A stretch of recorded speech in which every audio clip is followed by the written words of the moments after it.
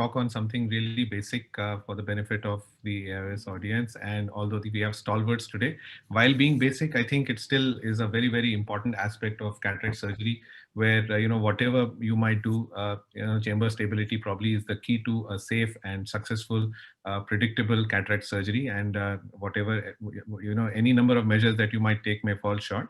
So you can keep improving the instrumentation, the technique, the machines. Everything is evolving in such a way that we are working at lower IOPs. We are working with better and better machines, which have which can sense the chamber fluctuations and make appropriate measures. But I'm going to talk more on small little tips which can help us beyond what we can do with the machines. So I think when we talk of chamber stability, we worked. I mean, I started doing phaco somewhere in '97 or '98, and that time Dr. Maipal sir was already, showing us how to do that. Dr. Dada, Dr. Maipal, they were the pioneers of phaco. Dr. Keki, and we were learning from them at that time.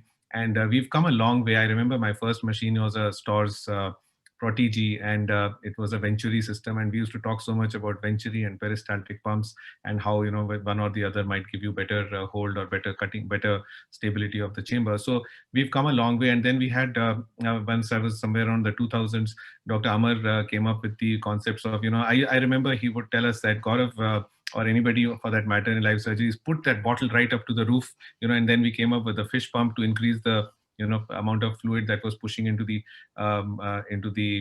chamber, so that we could have less surge and work with higher settings. So we've gone through the gamut of things, and now today we have these new machines which can actually work very well and sense the chamber stability. So the phaco-dynamics have come a long way with pressured infusions, with quick response fluidics on the latest machines. But then these machines can cost the earth, and every phaco surgeon, especially a big enough phaco surgeon, may not be able to invest into a very big machine like this if he's working on his own. If he's working, of course, in a big setup, he will be able to get all these things available to him as well. And it's always good to be able to operate on any kind of machine, and you should be comfortable working even on a basic machine and as well as on a top end machine. So what happens basically with chamber stability is that you can get surge, and if you're using especially higher settings for very hard cataracts, or if you're fond of using high vacuum settings and flow rates, you are more likely to get surge, especially towards the end for that last fragment. And what actually causes less chamber stability as well is fluid losses. So we are always looking for appropriate, phaco tips and phaco sleeves, and appropriate incisions. So having the right sized incision, having the correct blades, they make a lot of difference. And so we all look at the main port for having the correct. You don't want a very tight wound because you'll get a wound burn. And if you have a loose main port, you will keep having fluid egressing, and you will not have chamber stability from there. What very few people probably look at is the side port, and I wanted to talk about that as well today. And coming to, if we could minimize unaccounted fluid losses from the chamber, that would go a long way in improving beyond what we can do with the latest generation phaco machines. Of course, we all understand that when you don't have chamber stability, you can end up with so many things. You could have a sudden inadvertent surge, and you can have a PCR, you can have zonular dehiscence, you can have with shallow chambers and trying to avoid going too deep, you can have endothelial damage. You could have iris prolapse from the side ports or main ports. You could end up having poor visual outcomes. You could have corneal edema, and of course there's a long list which is even longer than this. So I think the key is to have a controlled chamber and a controlled incision and a controlled infusion and controlled egress, and that's what is going to give you a good outcome.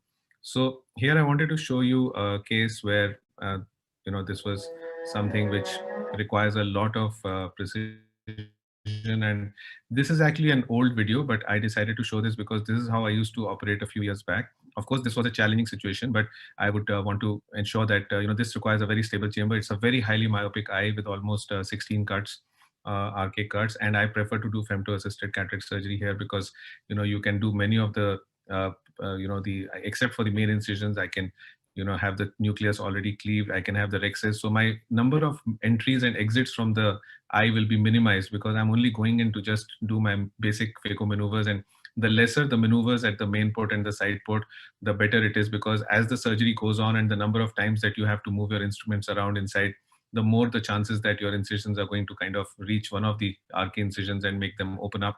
So I prefer femto assisted, and many people think that, getting the right rexes with RKIs is tough, but believe me, my preferred way of operating here is this. And of course, you have to be careful because you will get occasional tags, but you will very rarely get a broken rexus even with these RK incisions. And I've done, frankly, with many more incisions than this.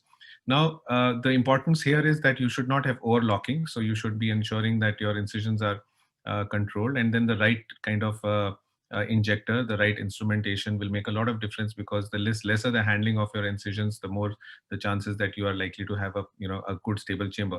What I wanted to share with you is here, if you notice that my side ports are how I used to make them 2-3 years back is with an angled MVR, but we were making it with a 20 gauge MVR, because that's what the Alcon machines initially used to come with, the bimanual IA. What I gradually realized was that, and this is my way of checking for any wound leaks at the end of surgery. I put a drop of trypan blue. You can see that, you can see a stream of fluid coming out if you have a small leak, and micro leaks can be then sealed off, and that helps. And then I can just press the chamber to check if it's nicely sealed. How I evolved was, let's go on to the next one. And here another surgery where we innovated and we changed the kind of chopper. So I tried to match my incision to the instrumentation, of course, ensuring that the main port is of the exact size so that it's neither tight nor loose. So minimizing fluid losses from the main port during the surgery. And then I started looking at my side ports. So we started innovating with the choppers, and we started finding out if we can match the chopper to the incision size. And this, would allow me to have a better, I'm sorry, it would allow me to kind of have a chopper which would match. But here again, if you notice, I'm purposely showing you this video. There is a lot of fluid egress from the side portal. Let me just take you back a little bit. Just watch. There is so much fluid coming out in this area. So even though I'm operating at with trying to have a stable chamber, now this continuous fluid flow is never going to allow me to have a stable chamber. And even though I'm trying to use a chopper which is wider, towards the base than at the tip, it is not matched to my size of the incision. So this effort is going waste. And as you make these maneuvers and stretch the wounds, the chances, or even depress the posterior lip, the chances of more fluid coming out even further increase. And you can have, especially if you're working at low IOPs as the new machines allow you to, even though they have pressured infusion, you will still end up getting occasional surge. And that last piece, you might just get, sudden PCR as well, or uncontrolled chambers. So to kind of preempt this and come around, I started then looking at, this is another thing which I wanted to show you. I hate these blades.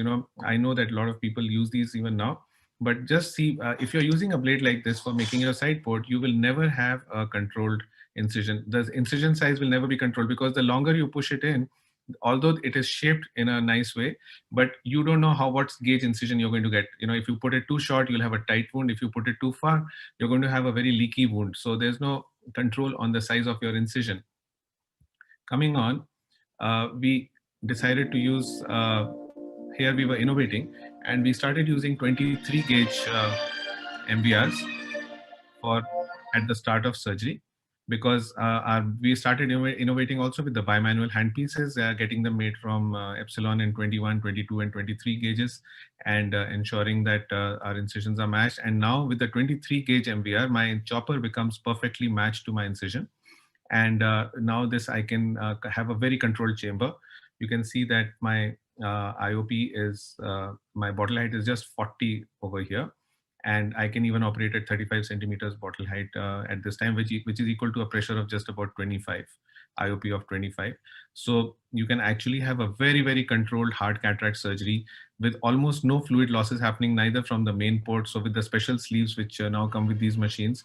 And frankly, the whole purpose is that you don't need high-end machines for these small little maneuvers. All you need to do is match your instrumentation, your knives, and your choppers, and you can ensure that your wounds are not going to be leaky. Of course, now the challenge is that if you're using a 23 gauge bimanual IA, it is going to have problems with, you can see that the ports are really tight, and I'm struggling to get my infusion in, and also maybe the other aspiration. But of course, that also ensures that my wounds are perfectly sealed and there's no fluid losses happening from my side ports as I do the maneuvers there. So it's a very, very controlled system. And even with very low IOPs, you can work very well with even high parameters as well. Coming on to my last quick video, and before we go on, I wanted to share that further innovation that we, I think I've missed one. Yeah, this is the last one. So Here now we are making a side port. This is the one which I'm going to use later. So this is a 22 gauge, and my chopper I'm going to make a 23 gauge to begin with. So once I make it with the 23 gauge MVR, angled MVR, and that's what I like because you don't get surprises with angled MVRs as compared to other knives that you can use for the side port. So a very small side port, and this is matched to my chopper, and just watch how the chopper is not allowing any egress of fluid. So the chamber stability remains very good. And even if you're using a very basic machine, I travel for live surgery to several places and you can get any kind of a machine anywhere. So if you are operating, you can kind of ensure that everything is in your control, not in the machine's control. And you can still have excellent chamber stability and minimize the surprises. Now, once the cataract is gone, I will enlarge my side port to a 22 gauge. So just watch and then I'll finish my talk. Here now I'm going to have the chamber formed with side port infusion. You can see that it's going in a little tight, but that's what allows me. And now I'm enlarging the 23 to a 22. And now I'll be able to use a 22 gauge, which gives me perfect chamber stability. These are customized hand irrigation aspiration hand pieces with sandblasting. And these are very good on both things. Usually I'm sandblasted on my aspiration and infusion, very fine kind of sandblasting. And then you can go ahead and do an hydroimplantation. At all points, the chamber stability remains good. So the take-home message is that chamber stability is, I think, of utmost importance, as we all understand, and it improves the safety and predictability of the surgery. And of course, the perfect incisions make a lot of difference, and they can make or break a perfect surgery. So calibrating the side ports. In fact, Dr. Rohit Om Prakash has been innovating on this front as well. And I think, I don't know if he's talking today on this, but he has his own way of making these side port incisions which are non-leaky. And we've been working on the same front for a long time, but both probably give us similar results. So with that, I think I would like to stop here and thank you for this opportunity.